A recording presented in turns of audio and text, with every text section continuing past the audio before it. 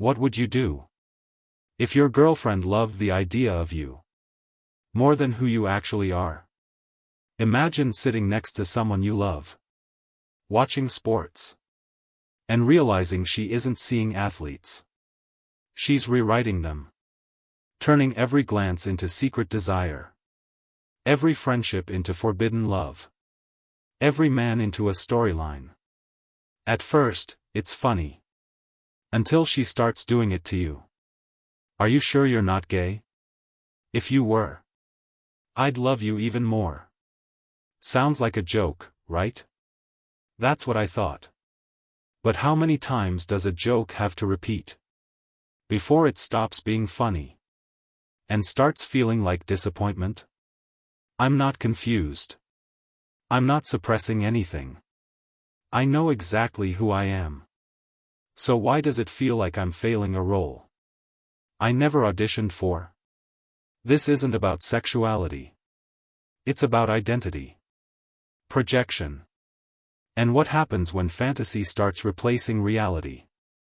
Because the scariest thing isn't that she likes fiction. It's realizing she might prefer it over me. There's something strange about watching yourself slowly disappear in someone else's fantasy. Not because they hate you. Not because they want to leave. But because they prefer a version of you that doesn't exist. And the worst part? They smile while doing it. It started small. A show. A binge. A hyperfixation. She discovered a sports drama called Fierce Rivalry. 2 male athletes. Intense competition. Long stares. Emotional tension. Sweat, sacrifice, broken dreams. And underneath it all, a love story. At first, I didn't think much of it. Everyone has their thing. Some people obsess over crime documentaries. Some people live for fantasy worlds. Some people rewatch romantic comedies every winter. She found her obsession in fictional male couples. I didn't mind. I thought it was cute. Until it stopped being fiction. The first time I noticed something was off was during the Olympics. We were watching gymnastics. 2 competitors hugged after a performance. Just teammates. Just friends. She leaned forward with this look in her eyes. Not admiration. Not respect. Speculation. Suddenly she wasn't watching athleticism. She wasn't watching discipline. She wasn't watching years of sacrifice. She was writing a fanfiction in her head. Every glance between athletes became tension. Every smile became longing. Every handshake became suppressed desire. And I couldn't unsee it. Sports stopped being sports. They became a romantic guessing game. At first, I laughed. I thought it was harmless. But then it started leaking into real life. She began shipping our friends. 2 guys from our friend group who had known each other for years. Childhood friends. Brothers in everything but blood. She would watch them interact and later tell me how obvious it was. How they clearly had chemistry. How it would be so beautiful if they admitted their feelings. I laughed again. But she didn't. She meant it. And suddenly I realized something uncomfortable. She wasn't joking. She genuinely wanted the world to align with her fantasy. Then came the questions. At first, they were playful. You're sure you're not secretly gay? I rolled my eyes. No. She smiled. But if you were, I'd love you even more. That was supposed to be flattering. But it wasn't. It felt like I had failed a test I didn't know I was taking. The question didn't go away. It came back. Different phrasing. Different tone. But the same core idea.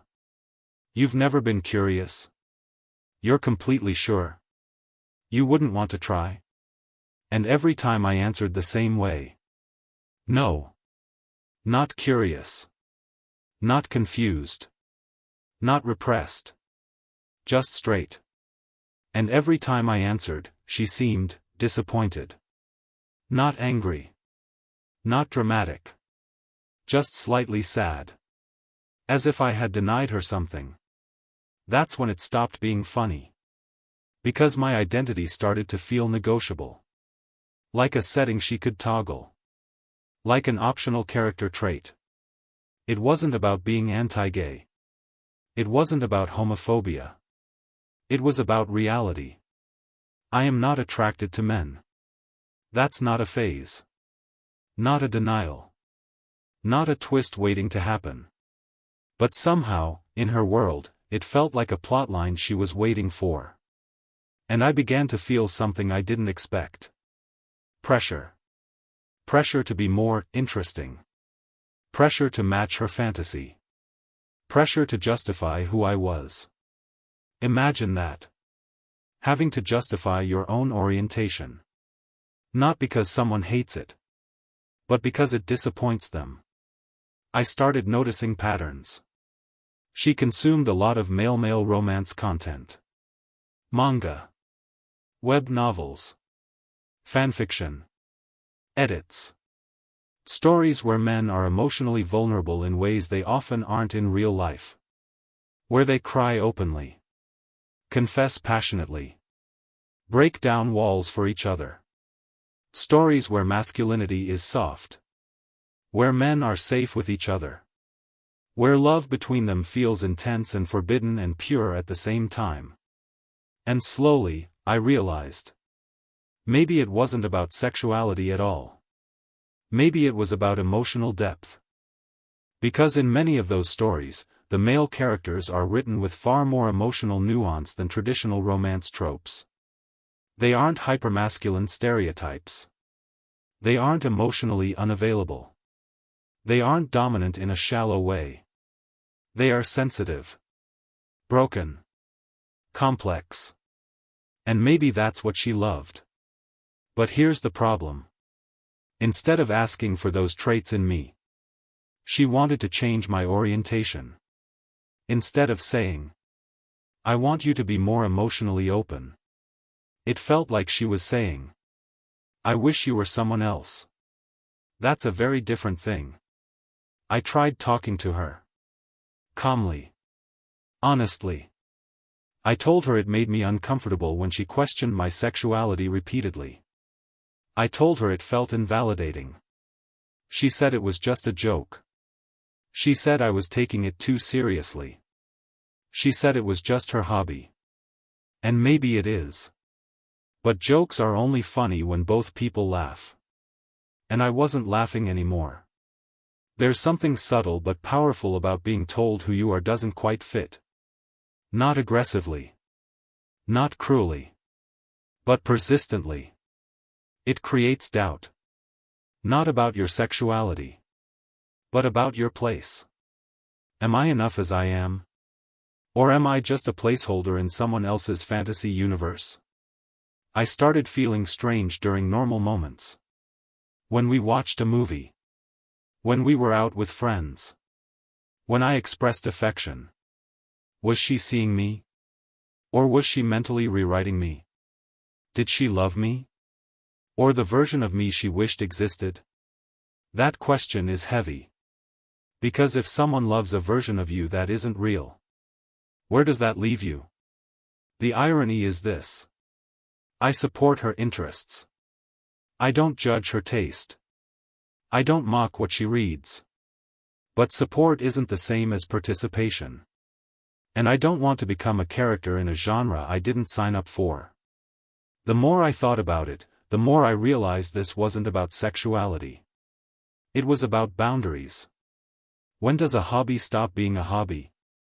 When does a fantasy stop being harmless? When it makes them feel small. When it makes their identity feel negotiable. That's when. And I don't think she understands that. To her, it's playful. To me, it's destabilizing. To her, it's a preference.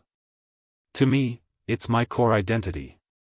And those two experiences are not equal. I don't want to be someone else. I don't want to be more interesting. I don't want to unlock a plot twist. I want to be loved for who I am. Not for the version that fits a genre. And here's the real fear. If she's slightly disappointed that I'm not gay, what else about me quietly disappoints her? That thought stays with you long after the jokes stop. There's a difference between enjoying a genre and needing reality to match it. Most people understand that fiction is safe precisely because it isn't real. It allows you to explore emotions without consequences. It lets you romanticize intensity without living through the damage. It gives you perfect vulnerability without the awkwardness of actual human imperfection. But sometimes, fiction stops being a window and starts becoming a filter. And once you see the world through a filter long enough, you forget what the original colors looked like. I started researching quietly. Not obsessively. Just enough to understand what was happening. Why are so many women drawn to male/male romance? Why does it become such a powerful emotional fixation? And what I found was uncomfortable, but illuminating. For many women, male/male romance removes the traditional gender dynamic. There's no female expectation. No pressure to compare themselves. No cultural script telling them how they should behave in the relationship. It becomes safe. They can consume intense emotional vulnerability without inserting themselves into it. It's romance, without risk. But here's the shadow side. When that fantasy becomes preferable to reality, real relationships start feeling dull. Because real men are imperfect. Real men don't always articulate emotions poetically. Real men aren't scripted. And real men don't exist for aesthetic tension. So instead of adjusting expectations, it's easier to imagine a different scenario. I began noticing how she talked about male characters. They understand each other so deeply. They're more emotionally connected. They're softer. It wasn't just about attraction. It was about idealization. She wasn't obsessed with men loving men. She was obsessed with emotional intensity. With vulnerability. With intimacy that feels forbidden and explosive. But here's the painful irony. Those stories are written to exaggerate emotion. They're designed to feel heightened. Real life is quieter. Less cinematic. More awkward. And infinitely more complex. The more I thought about it, the more something clicked. It wasn't that she wanted me to be gay. It was that she wanted me to embody the emotional depth she saw in those stories. But instead of saying, "I need more vulnerability from you," she framed it as, "It would be amazing if you were secretly into men." That framing matters. Because one invites growth. The other erases identity. I started asking myself harder questions. Was I emotionally distant? Was I guarded? Was there something she was trying to access but couldn't? And that self-reflection was painful. Because now I wasn't just defending who I was. I was questioning whether I was enough. Not sexually. Emotionally. And that's a much deeper wound. The thing about repeated jokes is this. They don't stay jokes. They become narratives. And narratives shape perception. If someone hears long enough that you might secretly be something else, eventually, it plants discomfort. Not because you doubt yourself, but because you realize someone else does. Even playfully. Even subtly. Doubt is contagious. Then something happened that changed everything. We were out with friends again. The same two guys she always shipped. They were laughing, pushing each other around, competitive as always. Later that night, she said something casually. They'd be perfect together. It's almost tragic that they're straight. Tragic. That word stayed with me. Tragic. As if their real lives were a missed opportunity for her storyline. As if their actual identities were a disappointment. And I suddenly realized something terrifying. In her mind, heterosexuality wasn't wrong. It was just less interesting. And that's when I felt something shift. Not anger. Not jealousy. Distance. Because if your partner sees your reality as the less compelling option, you start wondering whether you're competing with fiction. And fiction always wins. It doesn't get tired. It doesn't argue. It doesn't have flaws. I tried one more serious conversation. I told her clearly. When you question my sexuality repeatedly, even as a joke, it makes me feel unseen. When you act disappointed in my answer, it makes me feel like I'm failing something. When you romanticize other men around us, it makes me feel like reality isn't enough for you. She listened. She apologized. She said she didn't mean it that way. She said it was just fandom culture. She said I was overthinking. And maybe I was. But here's the truth. If something hurts you consistently, it doesn't matter whether the other person intended it. Impact outweighs intent. The real issue wasn't her hobby. It wasn't manga. It wasn't fanfiction. It wasn't sports drama. It was projection. Projecting fantasy onto real people. Projecting emotional hunger onto identities. Projecting dissatisfaction onto orientation. And projection is dangerous because it doesn't ask for consent. It rewrites quietly. I don't hate her interests. I don't fear them. I don't feel threatened by fictional couples. What I fear is being subtly reshaped into someone else's preferred narrative. I fear loving someone who loves a possibility more than a person. And here's the most honest thing I've realized. This situation isn't about whether I'm straight. It's about whether she can accept me as I am, without wishing for an alternative version. Because love isn't about customizing someone. It's about choosing them. Fully. Without edits. If she needs a certain type of emotional intensity, we can talk about that. If she wants more vulnerability, we can build that. If she craves depth, we can grow into it together. But if she secretly prefers a reality where I'm someone fundamentally different, that's not growth. That's incompatibility. And that's the question I'm sitting with now. Is this just fandom energy that needs boundaries? Or is it a deeper mismatch in how we experience intimacy? Because if your partner sees you as almost perfect, except for one core trait you can't change, that's not small.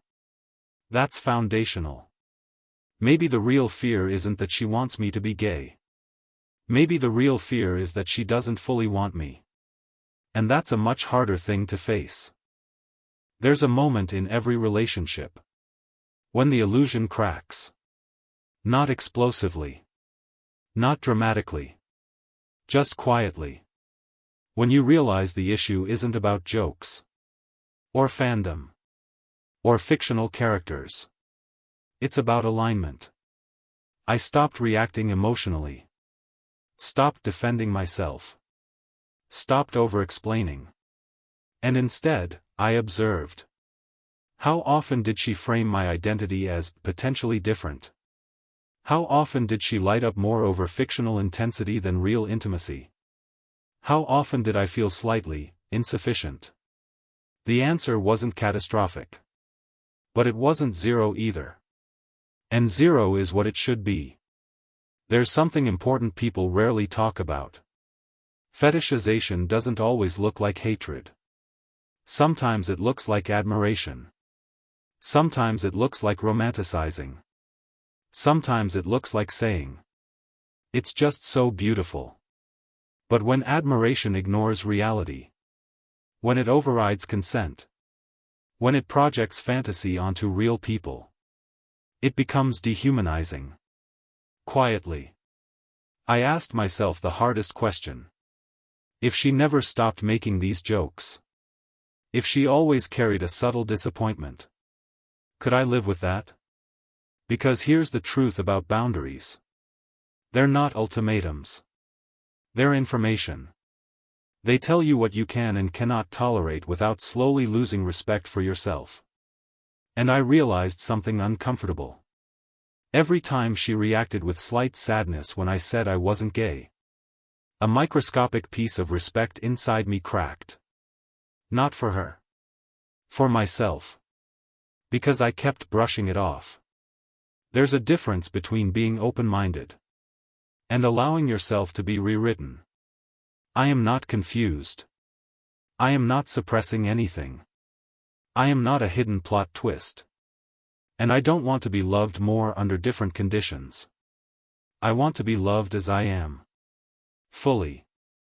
Without edits. So I did something different. I didn't argue. I didn't accuse. I didn't attack her interests. I simply said. And conversations can build intimacy. At the end of all this, I realized something powerful. I don't need to compete with fiction. I don't need to become more dramatic. I don't need to unlock hidden layers to stay interesting. If someone finds reality boring, that's not my failure. That's their conditioning. The real strength isn't proving who you are. It's calmly refusing to be rewritten. And the real love test isn't whether someone likes your potential. It's whether they accept your reality. Because love isn't. I'd love you more if. Love is. I choose you. Exactly like this. And if someone hesitates at that sentence, then maybe the fantasy was never the real issue. Maybe compatibility was. That's where I stand now. Not angry.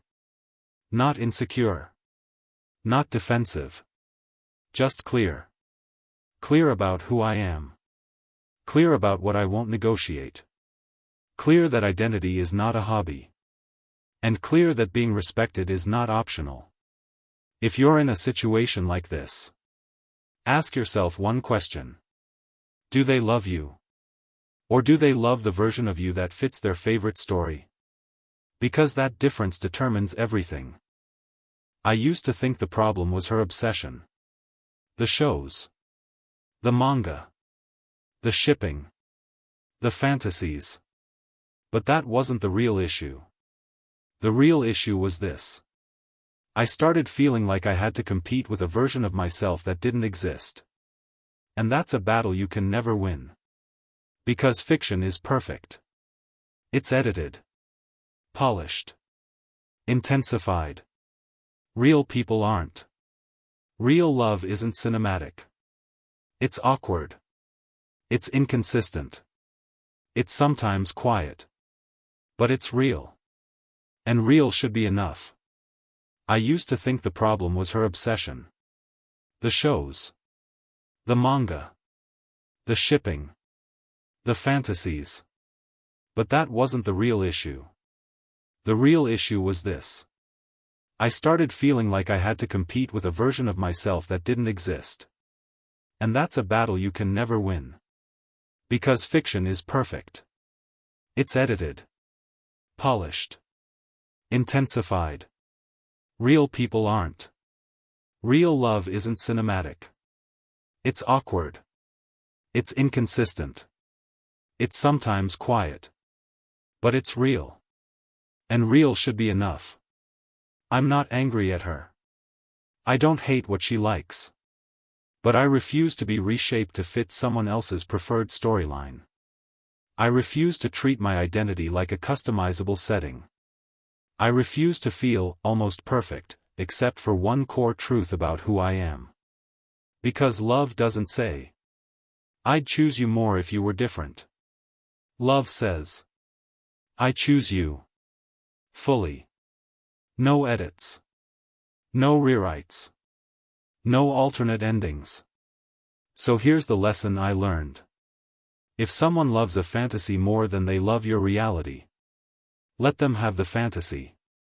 But don't let them rewrite you. Because the moment you start shrinking yourself To fit someone else's imagination. You stop being loved. You start being cast. And I'm not a character. I'm a person. And that should be enough.